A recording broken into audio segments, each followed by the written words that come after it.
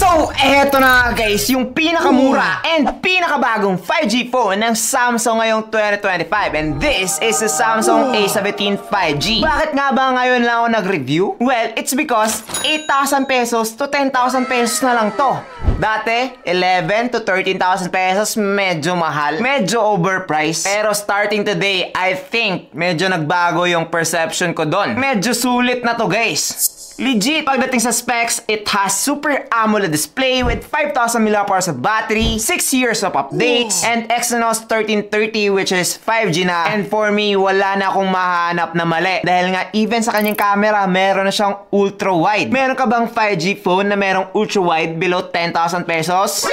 Wala, di ba? Kaya naman, kung nag-iisip ka na bumili nitong Samsung A17 5G, will definitely finish this video dahil nga sasabihin ko sa inyo lahat ng mga dapat yung malaman, even yung mga pangit. So kung meron mga pangit dito guys, huwag kayong ma-hurt.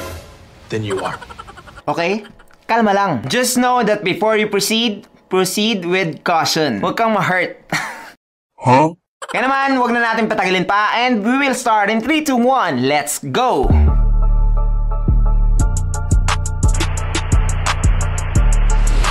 Yo, what's up guys? I'm JP and this is JTin TV. Now, just look at that. Napakaganda, di ba? This is in the color black. Meron ka pa iba't ibang color like gray and blue. So far guys, same lang sila ng back design ng Samsung A36, Samsung A56, which means na kapag binili mo to, mapagkakamalan na mas mahal compared presyong nabili mo. Kung makikita nyo naman dito sa likod, nakalagay yung kanyang 3 cameras, katabi nito yung kanyang flash, meron tayong Samsung logo dito sa may baba. And yes, pagdating sa kanyang build guys, this phone has plastic back, plastic frame, and Corning Gorilla Victus pagdating dito sa kanyang front, which means na mas matibay talaga to compared sa mga common display protection pagdating dito sa presyong 10,000 pesos and below. So ano bang meaning nun? Well, kapag hindi ka talaga naglalagay ng tempered glass, mas okay to guys. Dahil nga mas protected siya and mas matibay rin.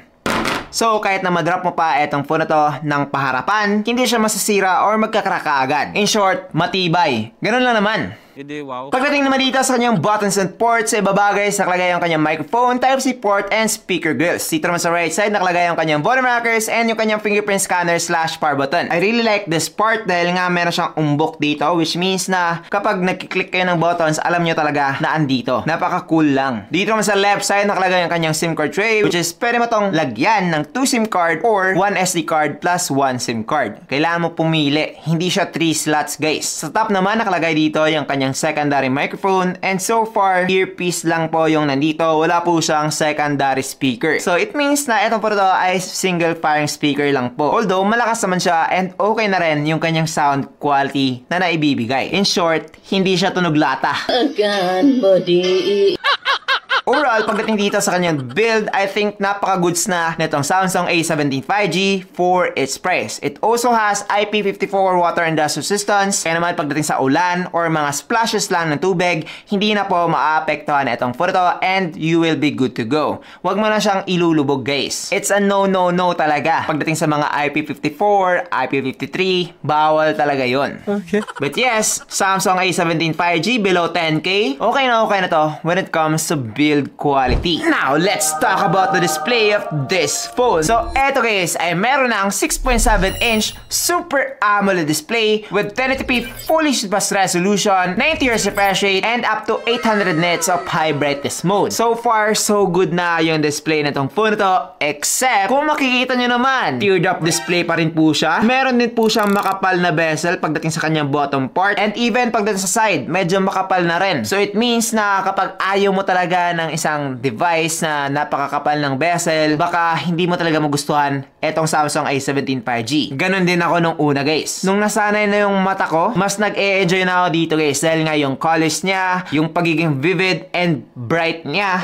mas nagustuhan ko siya na natalo niya pa yung ayaw ko, which is yung bezels. Kapag manonood kayo ng mga movies, supported na to ng wideband level 1 ng Netflix, kaya naman napaka-sharp na rin manood ng movies dito. And pagdating sa scrolling naman, with the 90Hz refresh rate, I think napaka-smooth na. A lot of times, mas smooth pa tong 90Hz ng Samsung compared sa other brands na 120Hz.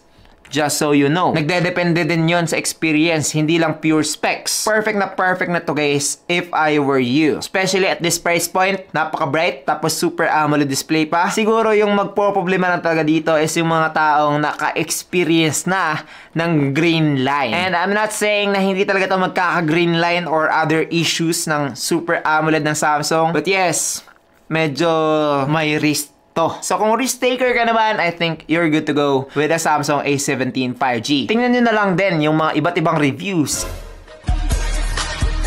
sa Shopee netong phone na to, dahil nga marami naman nagsabi na wala silang na-experience problema and all goods yung na-receive nilang Samsung device. But yes, pagdating sa kanyang display, this phone is not perfect but it's above average. Birang-biro lang talagang mag-release ng Super AMOLED or AMOLED below 10,000 pesos na kasing sharp netong Samsung A17 5G. Now, let's talk about the performance of this phone. So, unang-una guys, etong phone ito ay nag-run na ng Android 15 plus, aabot pa to ng up to Android 21. Ooh. Yes, meron na siyang 6 years of major updates plus 6 OS updates. Napaka-goods na nun. So kung gusto mo na isang phone na pang long term talaga, pwede na to. Pagdating naman dito sa kanyang processor, same na same lang sa previous model. This still has the Exynos 1330 5nm processor with octa-core CPU up to 2.4 GHz and Mali G68 MP2 naman pagdating sa kanyang GPU. Tinest ko to sa latest Antutu benchmark and eto guys ay nakakuha na ng 599,000. Sabihin na lang natin 600 para, you know, mas malaki. For the price of 8,000 to 10,000 pesos, goods na po to. Ngayon, yung sinasabi ko naman na 8,000 to 10,000 pesos, yung 8,000 guys is yung 4128GB na variant which is medyo kulang. And yung 10,000 naman is yung 8256GB which is okay na talaga. So kung kailangan mo ng more RAM and more storage, choose the 8256GB. Ngayon, pagdating naman dito sa gaming, tinest ko to sa Mobile Legends, Honor of Kings, and Call of Duty. Dito guys sa Mobile Legends, etong po ito ay meron ng Ultra Graphics with Super Refresh Rate. With this one, makakapag-enjoy ka na talaga ng Mobile Legends. Dahil nga smooth na yung paglaro ko dito, wala ako nakitang mga problema like lags or frame drops while playing Mobile Legends and this phone. So guys, Mobile Legends, easy lang yan dito kay Samsung A17 5G. Ngayon sa Honor of Kings naman, ganun pa rin. Meron tayong ultra dito. Kung makikita nyo naman, smooth, walang frame drops, walang lags. And so far, okay pa rin yung Honor of Kings laruin dito kay Samsung A17 5G. Recommended ko na to kung yun lang naman yung laruin mo. Ngayon sa Call of Duty naman, etong po ito ay meron ng high graphics with very high frame rate dito sa game na to. And so far, so good pa rin siya guys. Although meron tayong mga frame drops paminsan-minsan dito sa Call of Duty dahil nga parang halos max na yung graphics natin dito. Ma-adjust mo naman to sa settings kung gusto nyong mas smooth. Meron tayong low graphics with max frame rate and yun talaga yung piliin mo. Kung okay ka lang naman less graphics pero mas smooth. Medyo nakulangan ako dito dahil nga single parang speaker lang siya. Mas mag-enjoy ka talaga kapag dual speaker when it comes to Call of Duty. But overall, when it comes to playing this game, I think napaka-okay ng laruin ng Call of Duty dito sa isang smartphone na below 10,000 pesos lang. So, kung yun lang naman yung mga games na pinaplano mong laruin, goods na po yan. Wala ka nang masasabing napaka-big deal or problema talaga habang naglaro. Dahil nga guys, okay naman po siya even yung 2025. Yes, maraming mga mas better pa dito na option. Although, kapag i-compare naman natin siya sa mga 4G devices, nako po, mas better talaga ang 5G guys. Unang-una, marami ng mga areas ngayon na supported na ng 5G. So kapag meron ng 5G sa inyo, mapag-iiwanan ka talaga kapag 4G pa rin yung phone mo. When it comes to download speed, upload speed, mas malakas, mas mabilis talaga yung isang 5G phone. Kaya naman, kung plano mo yung isang long-term and casual gamer ka lang naman, well definitely this Samsung device is good for you. Kapag text, tawag, SOCMED ka lang naman, naku po, wala na tong problema guys. Kahit nga pagdating sa pag-multitask, wala nang problema. It's because this phone is full Android as well. So, ma-enjoy mo na lahat ng mga features and offering na isang full Android device. So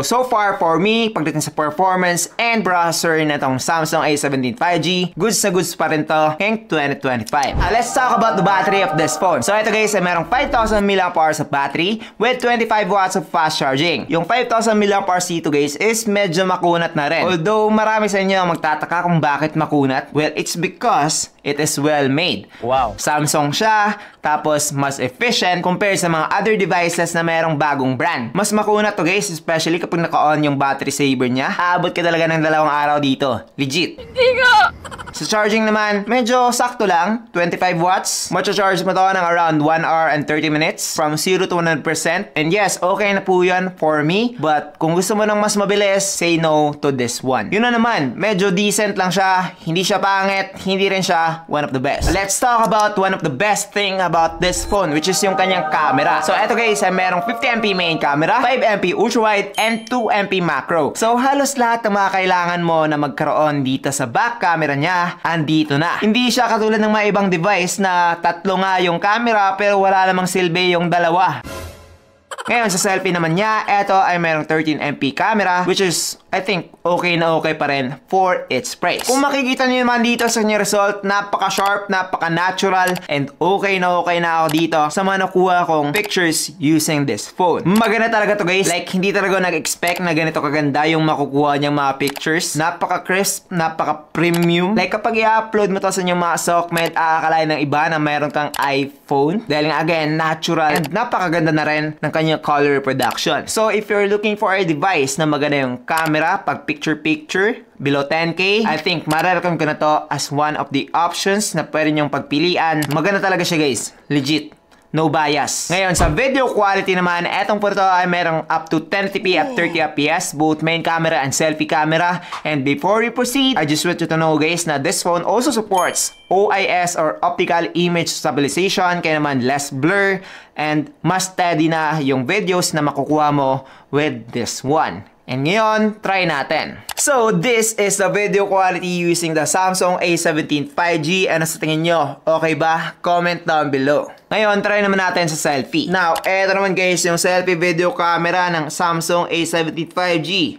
Ano sa tingin nyo? Okay ba? Comment down below. Now, so far, so good naman din yung mga nakuha kong videos using this phone. I think unlike the photo results, medyo hindi natural yung kanyang video dito guys. Medyo mas brown ako. Pero pagdating naman dito sa 10,000 pesos below, napakaraming mga smartphone na mas pangit pa yung video quality compared to this one. Kaya naman guys, kung naghahanap ka na isang smartphone na perfect na when it comes to photo results and medyo decent na rin pagdating sa video, I think this Samsung A17 5G is fit for you. As long as makukuha mo siya sa 10,000 pesos below, for me, napakasulit na nitong smartphone na to.